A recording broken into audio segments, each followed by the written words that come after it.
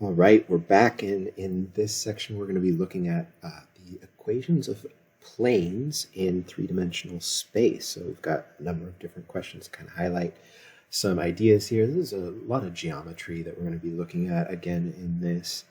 And so we want to look at building up some just standard equations for a plane and using our cross product stuff to construct some of those, seeing how that all fits together. And we'll spend a lot of time talking about like how do we intersect different kinds of objects. So we want to know, like, can I tell if two planes are going to cross? Are they parallel to each other? Are they perpendicular to each other, or neither of those things? If I'm given one plane and I want to find some other planes that are related to it, say parallel to it, or in this problem, we're just going to look at parallel. You could also ask questions like finding one that's perpendicular that goes through certain points, things like that. But we really want to look at intersection. So how does a line intersect a plane? And then if I intersect two planes, that actually gives us a line. How do I find the equation of that line? And then we'll look at just how do I draw a plane by hand, right? I'll pull it up in GeoGebra so we can look at it. Like there's this big conceptual issue with trying to draw a plane by hand on a piece of paper, because a plane is a two-dimensional object and we're trying to draw it on a two-dimensional object, and it's like, okay, well, here's a plane, right? But like, how do I try and give it some depth and have it kind of show up on my coordinate axes where I've got my X, Y, and Z on there? So just what are some techniques to help our eyes visualize what's trying to be portrayed when we're drawing it? So again, I'll try and break this up into chunks. Not exactly sure how I'll do that. I'll aim for, 15 to 25 minute videos. So let's look at the basics here. We want the equation of a plane through a point and perpendicular to this vector here. So here's a plane, and we've got our point P. So let's just call this P is -3, 1, 2.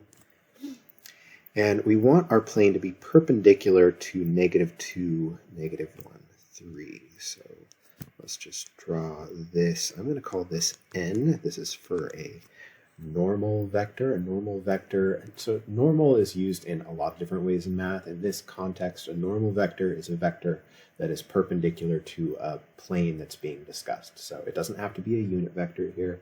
Just any vector that is perpendicular to our plane we call a normal vector to the plane. So I'm using N for a normal vector, and that is -2, -1, 3. So I'm going to run through how we construct the formula for the plane, but I don't need you to be able to reproduce this. It's just nice to see at least once. If I have any other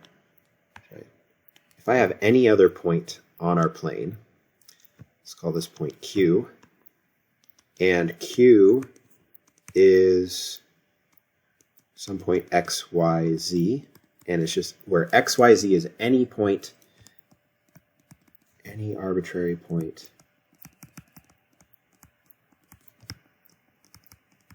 on the plane. So PQ is going to be X plus 3, Y minus 1, and Z minus 2. And this is for any point Q that's on the plane. And we know that PQ is in the plane and N is perpendicular to the plane. So PQ dotted with N should be 0. Right? The dot product of perpendicular vectors is always 0. So if I look at this, this is X plus 3, comma Y minus 1, comma Z minus 2. Do I want to? That's okay.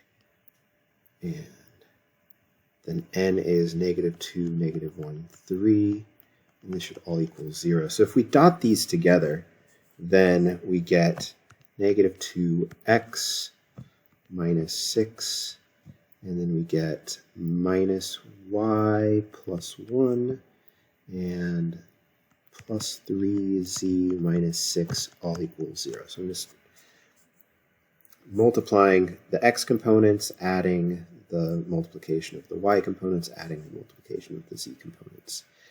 And what we get here is negative 2x minus y plus 3z equals, and I'll just move the constants to the other side. That'll be plus 6 is 12, minus 1 is 11. And this is our final answer, but this is not the way that we do these problems. Okay, so this is geometrically like where this formula comes from. But if I look at this, the negative 2, the negative 1, and the 3, that is from our n vector. So our formulation is going to be given n equals a, b, c, then our plane will be ax plus by plus cz equals d, and we find d with the point given. Okay, so in practice, here I would just start by saying negative 2x minus y plus 3z equals d. All I've done is I've taken my vector n and I've plugged it in for a, b, and c in our formulation of a plane. Also, if we think about this, this is like the equation of a line just with an extra variable z, right? So we've moved from two-dimensional space and having a line, a one-dimensional object in two-dimensional space. We go up a dimension into 3 dimensions, and we now have a plane in 3 space, and that equation looks very much like the equation of a line, but just adding a variable into it.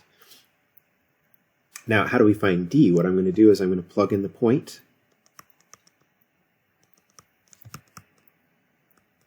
for x, y, and z, so we get negative 2 times negative 3 minus 1 plus 3 times 2 equals d, and so I've got 6 minus 1 plus 6 equals d, so that's 11 equals d, and so my final answer is negative 2x minus y plus 3z equals 11. So we get the same answer, right? But here I really just use this method, right? You don't need to go through the whole dot product steps, which is really where the proof for this formula comes from. Okay, and this is really required. You need to know this. There's 2 things that are very, very essential for you to take out of this class, and that is the vector form for the equation of a line, the direction vector times t plus some initial point for the vector equation of a line, and then this, the equation of a plane, which is the normal vector used as the coefficients of x, y, and z, and then plug in the point to find d. These are different things. If I'm asking for a plane and you give me the equation of a line, or vice versa, that's telling me that the very first 2 weeks of this class, you've missed the fundamentals. And these are very simple things to be able to put together. You know, I'm not doing any hard calculus. I'm not doing anything like that. It's just, you just need to remember how to do these 2 basic things, which we lean on in all of the explanations moving forward. And I really need to see that you are at least willing to put in the work to understand these basic concepts here. So let's take this idea and expand on it just a little bit here. Rather than being given a point in the plane and a normal vector straight away, which allows us to go straight and find that equation of the plane, what if we're just given 3 points in the plane? So let's call this P, Q, and R. And we did something similar to this in the question for in the cross product section, right? Where we were given 3 points in the plane and we were asked what's a vector that's perpendicular to the plane. And for us, we need a normal vector, a vector that's perpendicular to the plane in order to construct the equation of the plane.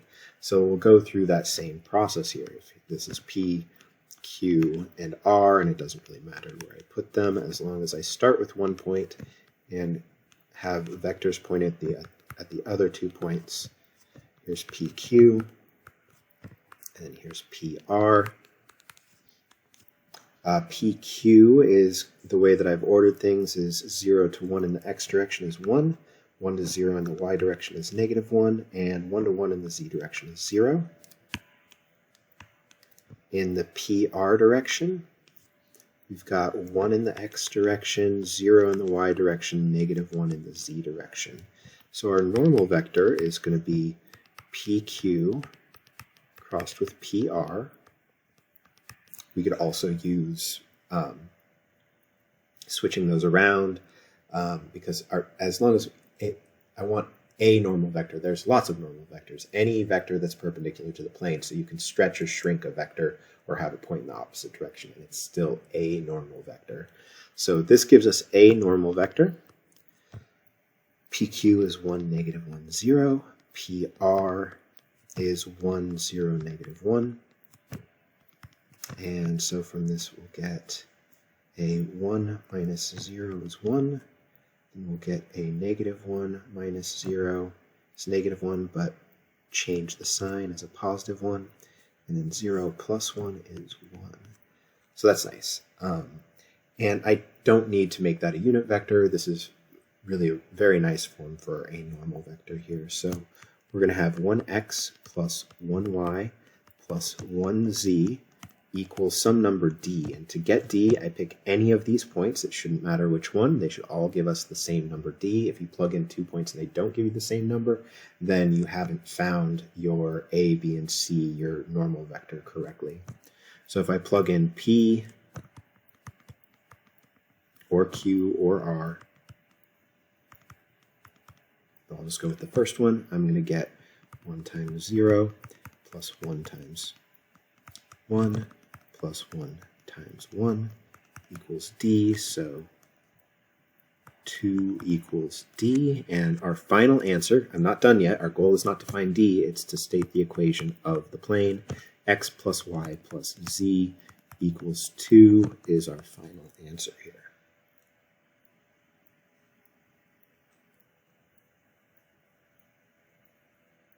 So I think I can probably do both of these problems. So the next question that we're going to address are the following planes parallel, perpendicular, or neither? If they are neither, what is the angle between the two? So let's actually pull up GeoGebra to look at this, and we'll be able to just use that to answer the question. But it'll also help us kind of give a frame of reference for how we can understand the math. Like if we didn't have GeoGebra, how could we do math to answer this question, right? So let's pull that up. 1 second. Okay, so I've gone ahead and plotted both of these equations, and we start to see kind of some of the struggles of like, how would I draw this by hand, you know? Like, how do I just take something? And, you know, GeoGebra is using coloring and shading automatically to help us get an idea of what's going on.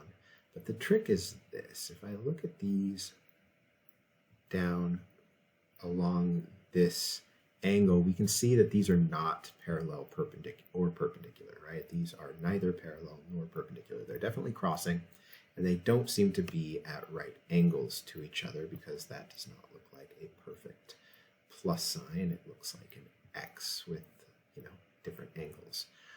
So how are we going to find those angles? Well, I can take the normal vectors and let's see, what's a point that I can see where these are crossing?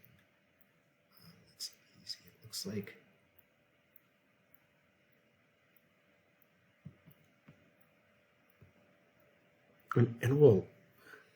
this can be a little tricky sometimes to find a point that they're intersecting in, but we'll go through and go through that formal process. But here, if I look at these equations, if I plug in 0 for x and y, then z is going to be 1/2 in both of these. So let's just look at that point, 0, 0, 1/2.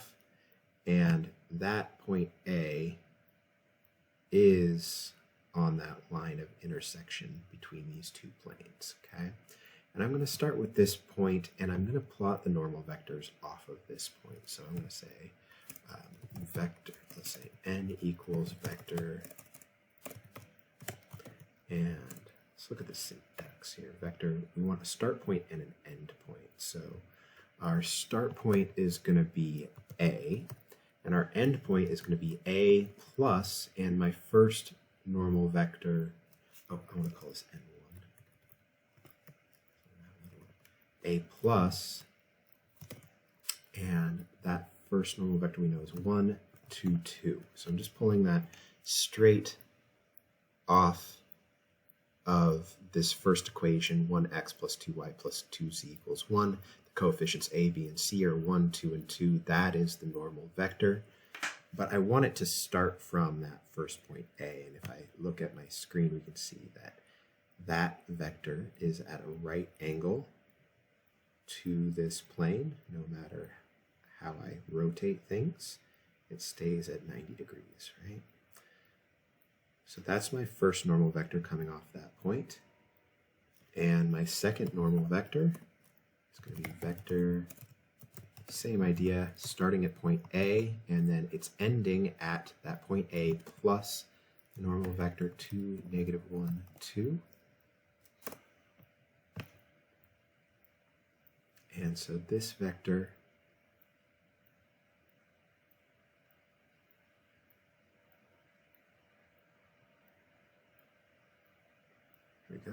is perpendicular. So this is that N2 vector, and it's coming off of our second plane, and we see that it's perpendicular to it. Yeah.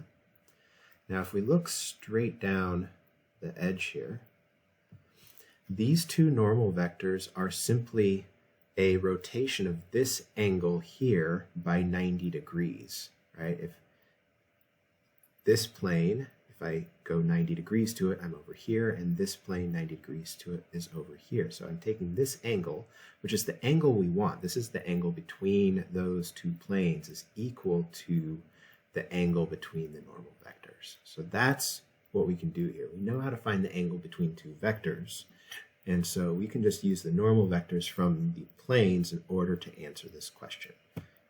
So let me sketch that out here. So if this is plane 1, and this is plane 2, and we're looking down the edges, then this is N2, and this is N1, then this angle here is the same as the angle in here, just because everything is simply rotated by 90 degrees. So the cosine of theta is equal to N1 dot N2 divided by the magnitude of each. So this was from our dot product section. So for us, we have the cosine of theta equals 1, 2, 2.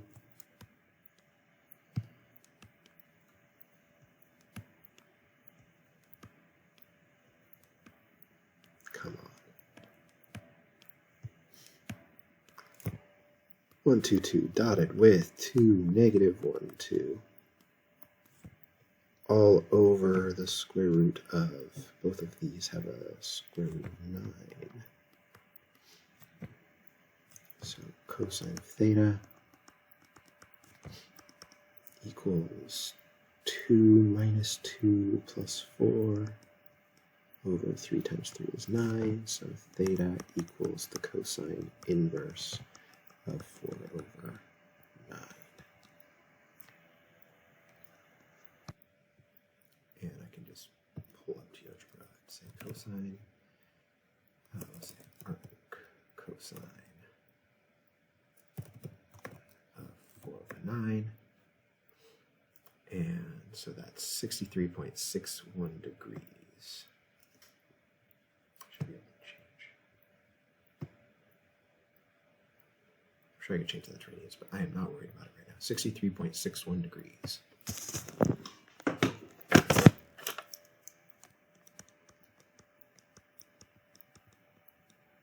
That's it. So let's see. Let's try and get through one more, and then I'll stop this video. Given the plane described by 7x minus 4y plus 2z equals negative 10, find two other planes, both parallel to the first one, A, which goes through the origin, and B goes through the point 2, negative 1, 3. So if this is my first plane, I want my other planes to be parallel to the first one, right? And all of these then can use the same normal vector for all. N equals 7, negative 4, 2 works for all the planes. Since they're parallel to each other, all of them share normal vectors.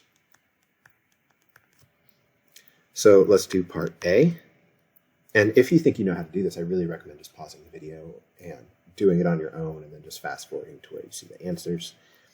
But let me just walk through this. So we're going to have 7x minus 4y plus 2z equals d. And this goes through the origin. So we're going to plug in the origin. And we'll get, well, 0 equals d, right? Like it'll just zero everything out. So we get 7x minus 4y plus 2z equals 0. And then for b, we'll start the same way, use the same normal vector, 7x minus 4y plus 2z equals d. And now we're going to plug in 2, negative 1, 3.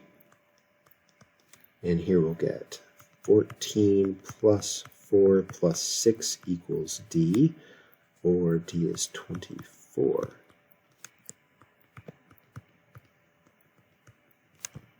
So think to yourself, what does the value of d do? It's not going to change the angle of the plane in any way. It's just going to shift it left and right. So let me pull up GeoGebra again and take a look at this. I'm going to start this by saying, okay, d equals negative 10, right? And this is a nice slider. I can change that d value quickly. And let me plug in 7x minus 4y plus 2z equals d. So here's our plane. And as we shift that d value, it just shifts that plane back and forth. And specifically, I really want us to see that it's shifting it perpendicular to itself, right? It's shifting it in the direction of its normal vector. So let's say I have, this quickly. I'm not sure if I can do this super fast, but let me do this, where if I have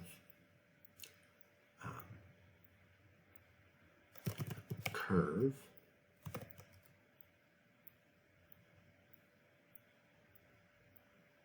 that is going to be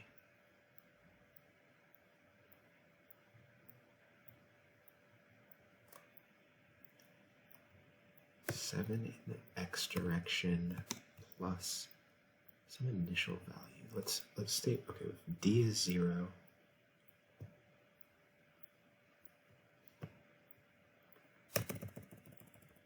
I'm going to create a vector function so that I have a point that slides with this, and that's just a little bit of a pain. If you want to skip my thinking process here, you're welcome to just fast forward to where I get the visual and have this kind of sorted through. So this has a point at the origin. That's a nice starting place, right? So if d is 0, we're at the origin, and I'm going to have a curve where the x component is going to be 7t plus 0, and the y component is going to be negative 4t plus 0, and the z component is going to be 2t plus 0 again, t, and we can, let's say negative 20 to 20. I don't think I need that long, but if we So this line is perpendicular to our plane. Okay, so this, I'm using the normal vector to create this line, and I'm having it go through a point that I notice. I really could have used any starting point, but this is nice because my d value, say I have a equals a of d. Okay, so if d is 0, and I have my point A right there at the origin, and as I slide D, the point A should shift with it.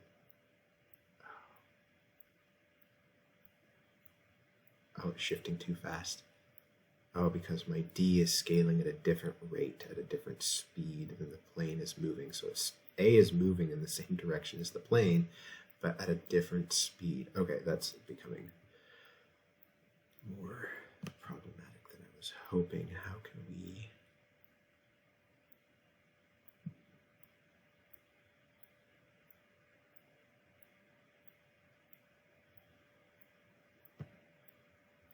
This was not part of my original plan. I just had this idea of, I'm like, I can get something to work nicely for us, but see, my A point is just moving too fast. And so A right now is at -3.5. 1. Let's say if D is negative, let's say D is 1. What does A go to? So if D is 1, A has gone to 7 negative. Yeah, so I need to divide all of these by the magnitude of the normal vector to normalize these. So I'm going to say divided by, let's say 7 divided by, and the normal vector 7, -4, 2 has a length of square root of 49 plus 16 plus 4, so that's 20, and 49 is 69. So the square root of 69, and the square root of 69, and it's 2 divided by the square root of 69. Okay, let's try this again. So now D is 1. Still, it's not quite moving at the same rate. Still moving too fast. Oh, my initial idea is not working.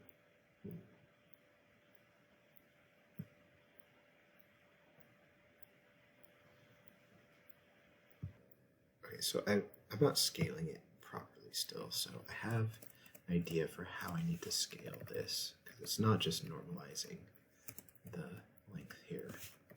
As much as that would have been nice to have solved the problems, I'm going to do an intersection of this curve with this plane when D is 1. If D goes from 0 to 1, I want to know how far the plane has moved in that normal direction. This is not part of the assignment, and again, you can skip over this if you want to, but I'm interested now. Like my brain is fully invested in figuring this out, so I'm going to plug in the x, y, and z components of the line, the 7t, the -4t, and the 2t, into the plane to see if I can't get a value for t that tells me how far along we've gone, then I can find the point. So 7t minus 4 times -4t plus 2 times 2t equals, and we're doing this when d is 1.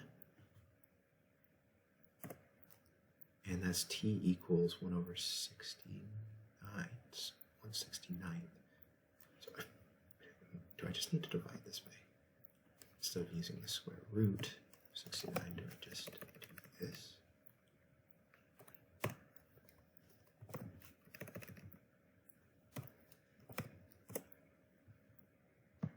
And then just, yeah, there we go. I'm so happy. Okay, so solver here did the trick. Now A moves with that, and I can now say normal vector equals a vector starting at A and then ending at A plus 7 -4. 2, the length is not important here, but that normal vector is going in the same direction as the line, and I can really see I just wanted that normal vector to stick with the plane. So here's my